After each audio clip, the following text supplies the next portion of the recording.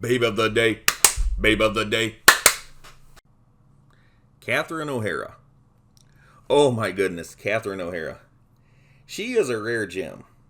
There have been a lot of funny women over the years, but there are very few who are drop-dead gorgeous and can make me laugh harder than most male comedians. All this, plus she is legitimately talented. Catherine can play different characters and do dead-on impersonations. When Catherine takes on a unique character, she gives the character its own persona. She isn't just putting on different wigs and saying catchphrases. Catherine O'Hara is, of course, one of the two major female cast members of the sketch comedy series SCTV. The other is Andrea Martin, who I am also enamored with and who will receive her own video. SCTV was Catherine's claim to fame. Unlike a lot of actresses I talk about in Babe of the Day, Catherine's success came pretty quickly. Born and raised in Toronto, she was a cast member of the Second City comedy troupe in her hometown. She started with Second City in 1974. Catherine was an understudy of Gilda Radner, another funny woman I really like, until Gilda left to do Saturday Night Live in 1975. By the next year, in 1976, SCTV started and Catherine got instant recognition. She was only 22 at the time. Previous to this, she had been doing bit roles in Canadian TV shows and movies, along with cartoon voiceover work. She was a regular on the children's show Coming Up Rosie for the 1976 to 77 season. At such a young age, Catherine was already a seasoned professional. SCTV was made in Canada, and it took some time for it to build up a national following. But once it started coming to American stations and syndication, an international following bubbled up, making stars of all the cast. There was an interesting dynamic between Catherine O'Hara and Andrea Martin. Between them, they could play just about every type of female character you could think of.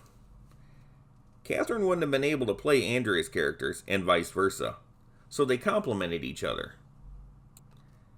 Catherine had a knack for being able to contort her face, much in the way that Jim Carrey does, but she was able to keep it in a certain position for a long time. That is a true talent, and it allowed her to do things that makeup and prosthetics couldn't do. A lot of the characters she played were like truly different people. Lola Heatherton, a semi-spoof of the singer-actress Joey Heatherton, was one of her biggest characters. Lola, for all her glamour, was extremely fragile and the poster girl of the crashing star. But Catherine could make a character like this entirely funny. The only drama surrounding Lola is in Lola's own head. Dusty Town was another character I really liked. The character was a thinly veiled impersonation of the comedian Rusty Warren. But you don't even have to know who Rusty Warren is to like this character. Dusty is a raunchy, middle-aged stand-up comedian and singer who is always hosting some TV special with her bizarre nightclub act. Basically, Dusty is a dirty old woman, and not fragile like Lola Heatherton. The impressions she did on the show were all great. She did Brooke Shields, Meryl Streep, Joan Crawford, Angie Dickinson, Tammy Faye Baker, Barbara Billingsley, and so many more. She was great with all of them, but I have to make mention of one in particular that she really should have won an award for: Lucille Ball. Catherine looked and acted exactly like Lucille Ball did at that time. So much so that it's almost eerie, like a clone. She left the show for the 1980 to 81 season. John Candy did the same. Their absence was felt. It was still a good show, but when two of the funniest cast members leave any show, it's always going to take a hit. Both O'Hara and Candy came back to the show for the 1981 to 82 season when it was picked up by the American NBC network. This was a big deal. It was no longer just a Canadian show or an American syndication. It was actually an NBC show. Even though SCTV was familiar to a lot of people in the late 1970s, it was now known to just about any American who owned a television set. Every cast member involved became familiar to Americans, and all of them would have good, long-lasting careers.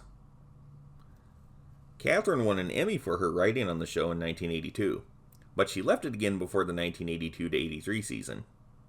She did, however, come back for guest appearances through the rest of the show's run through 1984.